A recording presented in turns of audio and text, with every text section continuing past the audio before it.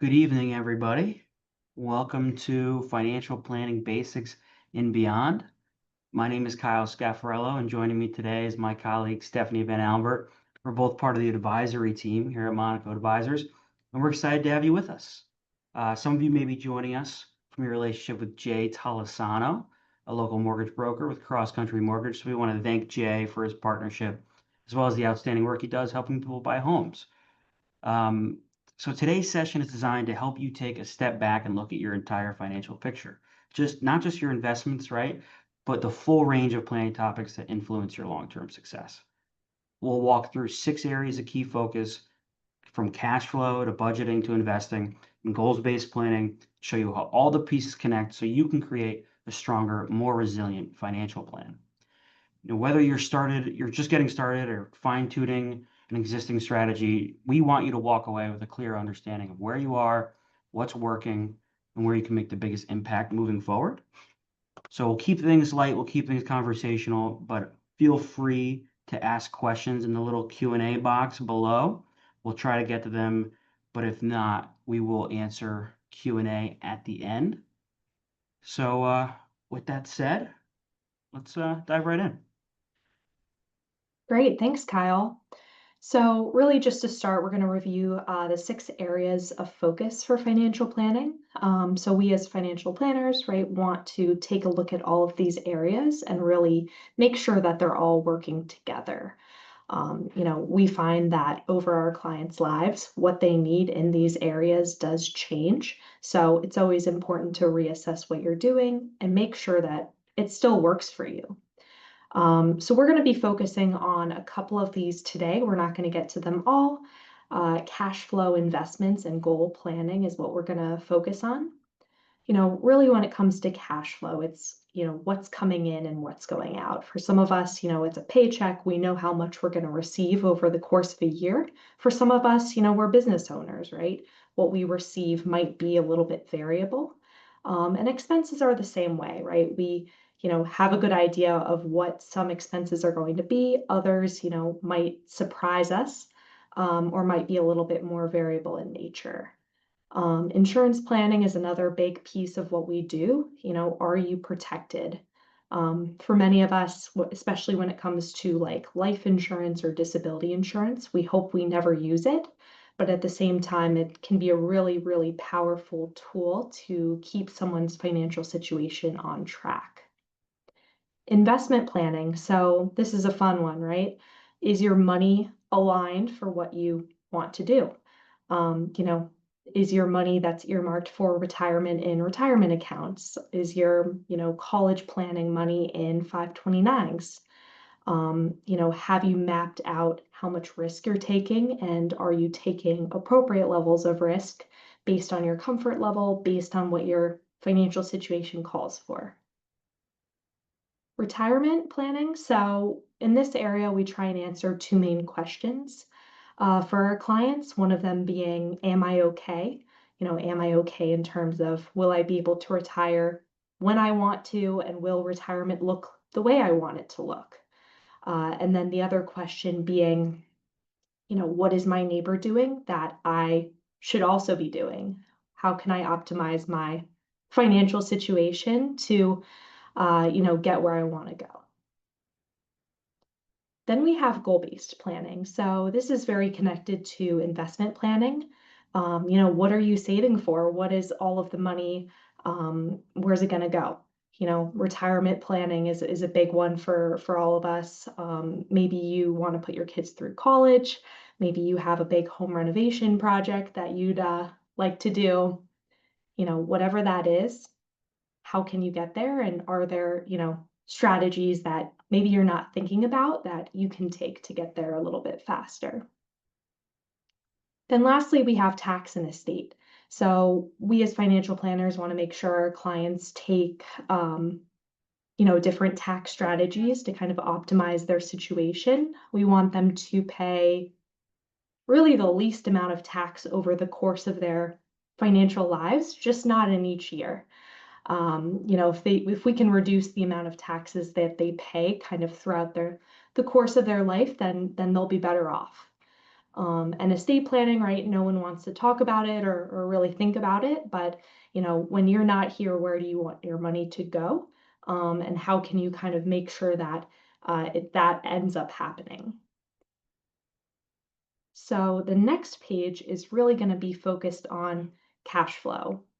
So these are just 6 areas that, I would recommend taking a look at, especially when you're thinking about cash flow. First one, create a budget. So there will be more about this on the next slide, but essentially, do you know what's coming in and what's going out? I mentioned it earlier. Some of us have more predictable cash flows, right? We know how much we're going to get each paycheck. We know how many times we're going to be paid throughout the year. And for some of us, it's a little bit more variable. And I also want to mention if you're in retirement, right, it's probably going to look even a little different for you. Maybe your pay looks like Social Security, maybe you have a pension, maybe you have some part-time income from work. All of these things can make up someone's cash flow. So next up is building an emergency fund. Typically, we recommend 3 to 6 months worth of expenses. And, it looks a little bit different person to person. Maybe you want to have closer to that 6 month amount of expenses if, you've gone through a recent life change. Maybe you just had your first child, you just bought your first house. Maybe one spouse works, one spouse doesn't. That could be another reason to have closer to 6 months worth of expenses. Maybe you're self-employed. That would be another reason to have closer to that 6 month number for expenses and an emergency fund. Then we have protecting your assets. So, this kind of ties back to that insurance planning piece, a really important part of cash flow as well. Reducing debt, maybe there's something that you can do with some debt consolidation. Maybe you can ultimately get a lower interest rate that will help you pay off your debt faster. And then really the last two on here, save and invest and plan for long-term goals, right? Two really important pieces of the cash flow equation. Maybe you find through the budgeting process that we're going to talk about next that, you have $400 extra per month or $200 extra per month. Where's it going to go? Is it going to go to retirement, college planning? So we'll talk about more of that later. Next up, we have budgeting in a couple different steps. So 2 ways that you can think about this. You can really put pen to paper and create a budget kind of based on categories. This is kind of the more traditional way of doing it. Some of our clients use budgeting software and they've had good luck with that, right? They can see everything that's coming in and they can see everything that's going out. At the end of the day, right? If it's not in your bank account or if it's not in one of your accounts and it hasn't gone to taxes, right? It's being spent. We can account for every dollar. So it's either being spent, it's going to taxes, or it's in one of your accounts. So, we'd recommend starting with income, getting a sense of how much is coming in, getting a sense of what's going out. Expenses can be fixed, they can be variable. But even variable expenses, sometimes can be a little bit predictable. Maybe you spend between, X and Y on groceries every week. You have a good sense of what that range looks like. And then really from there, you can get a sense of your average monthly expenses. Maybe you pay all of your credit cards from one bank account. You have a sense then of what your average spending might be, things like that. Next up is, emergency funds. So talked a little bit about this earlier. Between 3 to 6 months is the typical recommendation. This is even more important than it has been in years past, just because, the number of US adults who, can't cover an unplanned $1,000 expense is rising. This number of adults is rising, and I think more and more people just don't have a way of funding an unplanned $1,000. You can see the numbers here of, who would pay this $1,000 from savings, who would pay it from a credit card. I think at the end of the day, what the main takeaway from this slide would be, you know, figure out what that emergency fund looks like for you. Make sure you don't have too much cash. That'll be on the next slide. But make sure that, if you are hit with an unexpected expense out of your control, that you do have a plan for it.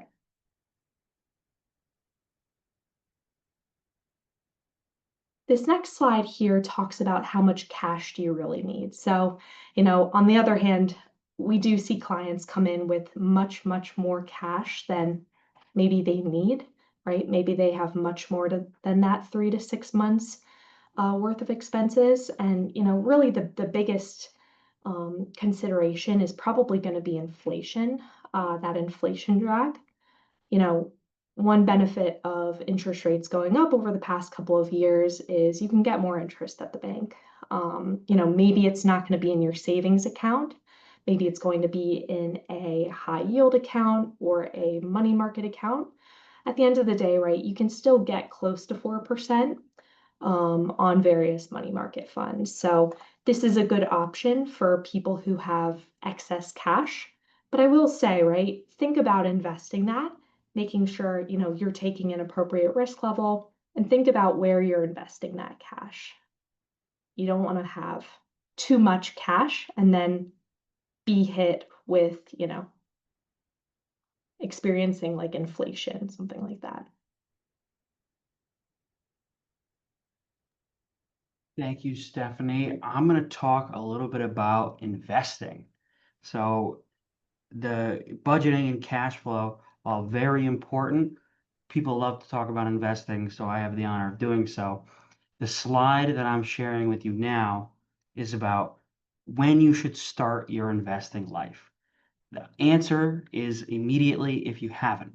The earlier you start, the better off you'll be. But it's never too late to start saving for your future. On the chart, this shows at 3 different age ranges. If you started at age 25, age 35, or age 45, saving $6,500 a year and earning 5% average annual return on your investments, how much you would have at age 65, right? If you started at 25, you would have $800,000. But if you start just 10 years later, you would have $450,000. And 10 years after that, $220,000. Common question that we get from people who have not started investing is, am I too late? The answer is always no. It's never too late to start good financial habits to protect your future. The next slide is all about risk and reward. So you'll see here on the screen a range of calendar year returns since the beginning of the stock market and the bond market. On the left-hand side of the graph, you'll have a very conservative portfolio made entirely up of bonds. And on the right-hand side, the opposite, a very risky portfolio entirely made up of stocks. And in between them, ranges of different percentages. As you'll see on the left-hand side, if you had a 100% bond portfolio, which we would consider to be very conservative, the absolute most return you've ever experienced in a year in these calendar ranges is 32%. And the worst is 13%. But throughout all those different outcomes, your average was about 5%. Throughout these ranges, we'll see on the flip side of that, if you had a 100% stock portfolio, the greatest range of outcomes that you had was 54% return in 1 year. Pretty good. But the worst is 43% down, right? Almost losing half your value. It's all about how much risk am I willing to take to achieve my desired outcomes. Most people fall somewhere in this spectrum, right? The younger you are and the more risk appetite you have, the further to the right you fall on the spectrum. The older you are and closer you are to retirement potentially, you may fall a little bit to the left on this spectrum. It's all about finding what you're personally comfortable with. And the way I like to think about it is if you were investing in the markets and you woke up one day and you saw your portfolio down 43%, what would you do? Would you panic? Would you sell it all? Would you call Kyle and Stephanie angry that your portfolio has gone down 43%? Maybe, but it will tell you how likely or how risk averse you are, right? So when you're thinking about investing for your future, it's very, very important to decide for yourself, what am I comfortable when it comes to taking on risk in the market? And another big piece of investing, right, is managing your emotions. I often say that the most important part of being a financial advisor is helping our clients avoid cognitive biases as well as bring emotions into decision making, right? Some common cognitive biases that we see often: confirmation bias, looking at data to confirm preconceived notions. I would say a pretty common one. Overconfidence bias, overestimating your own ability. I think we're all a little bit guilty of that sometimes. Anchoring bias, relying heavily on the first info you encountered. A good example of that would be if you've never invested a single dollar in your life and you saw the chart right prior to this slide, you'd say, well, Kyle says 100% stocks has an average annual return of 10.5%. It must be true forever, right?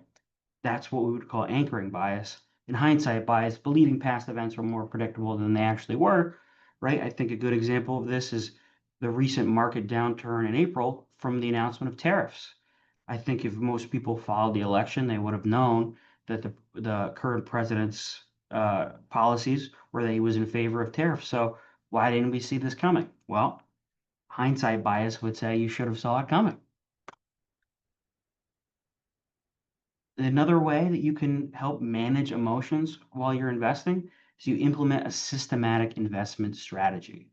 So the main way that most Americans do this is you work at your job and you save in your 401k or your 403b and you contribute to that every single paycheck. That's what we call dollar cost averaging. Every single paycheck, whether the market is going up or whether the market is going down, you're adding money to it. If the market's going down, well, you're buying at a discount. If the market's going up, well, you're adding to the rising tide, right? Dollar cost averaging will help you increase the value of your portfolio over time without having to worry about what the market's doing. The other way you can be systematic about your investment approach is rebalancing. So the concept of rebalancing is when you decide on what your asset allocation or the stock to bond mix looks like. Let's say 60% stock, 40% bond. If you experience a couple good years in the markets in a row, or maybe even one good year in the markets, your portfolio will no longer be 60/40. It may be 65/35 or even 70/30. The value of the stock market has gone up, so the percentage of the stocks you hold has gone higher. With that, you can rebalance in two ways. The first way is what we call tolerance band based. You decide on a range where you're comfortable that your asset allocation can go to. Let's say if you're in 60% stocks and it goes to 70, you know it's time to bring it back down to 60. The other way is calendar based. Twice a year, once a year, 18 months, like clockwork, you rebalance no matter what. The only thing that matters with rebalancing is that you stick to the plan that you've decided to take. And that will help you be successful and manage your emotions in down markets. The next piece is all about what we can control when it comes to investing in saving for retirement. The things we do have control in, saving versus spending, right? How many Amazon boxes get delivered to your house per week? Are you spending too much money and should you be saving more for your future? I think everybody understands that they have complete control out of those outcomes in most scenarios. The other lever that you have complete control of is your asset allocation and your asset location. Asset allocation being what we talked about before, your mix of stocks and bonds. And your asset location is, do I have the right amounts in the right accounts? Meaning, if I have a Roth IRA, it should probably be in aggressive investments because it will never be taxed again. But if I have a regular IRA, I might want to stick my bonds in there because all the dividends that get paid won't go on my tax return. That's the concept of asset location. Some things you have a little bit of control over is your employment earnings and how long you work, right? If you're a hard worker and you continue to work hard, we'd like to think that we can stay at our current job forever, but sometimes there are things that are out of our control that causes that to be disrupted, right? So we have a little bit of control in that area. The other area is longevity, right? At some point, we're all going to get old and it's going to be the end of our financial plan. Well, we do have a little control. You eat right, you exercise, the longer you could potentially live. This is not health advice. And the things that are out of your control are market returns and tax and benefits policy. You can't control how the market performs. I can't control how the market performs. The only thing you can do is adjust your portfolio to what you're personally comfortable with. In tax benefits and policies, we're seeing this play out in real time.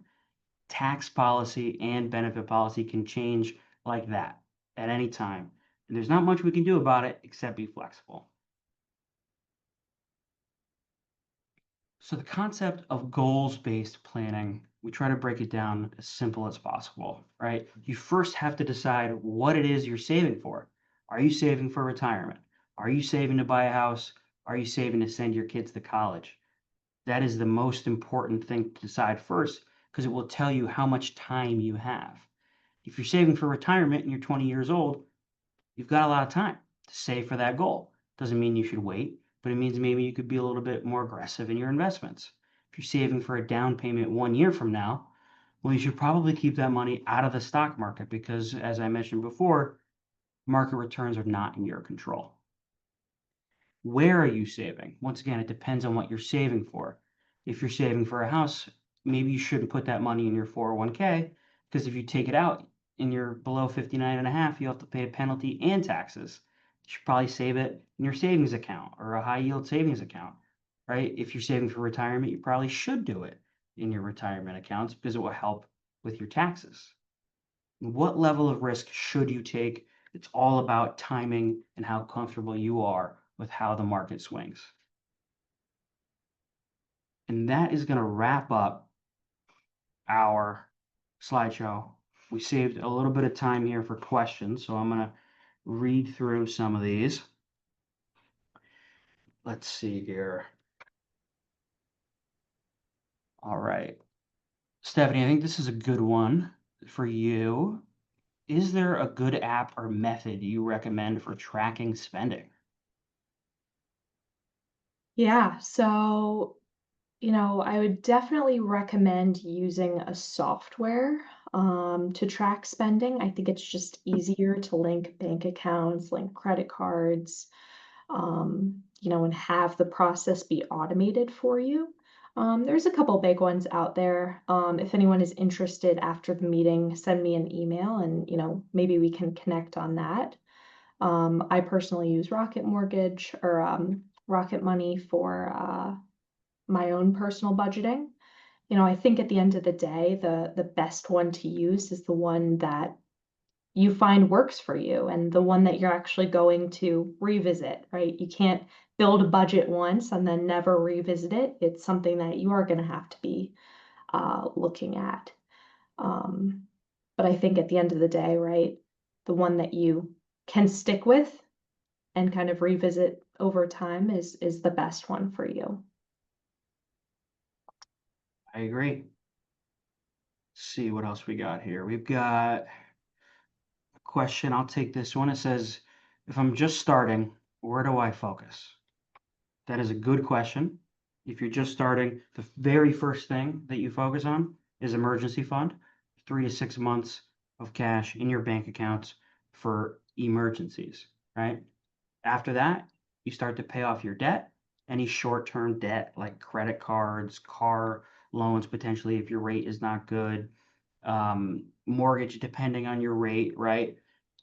After that, after you've got an emergency fund and you've paid off your debt, you start on the shortest term goal, right? If your plan is to buy a house 2 years from now, a year from now, you start to put money away for that goal. And then you move on to your medium term goal, all typically all at the same time, saving for each goal little by little, but that is exactly where I would start. Emergency fund, pay off your debt, save for your short, medium term, and long term goals. We've often been taught to put every excess dollar that we have into our retirement plan at work. And, for some clients, we're finding that they're actually over contributing to retirement just because of how long they have until retirement. So, like Kyle was just saying, right? How long is the goal that you're saving for? And because you have more time than some of your mid or short-term goals, right? Should you be saving all that you're saving to that goal?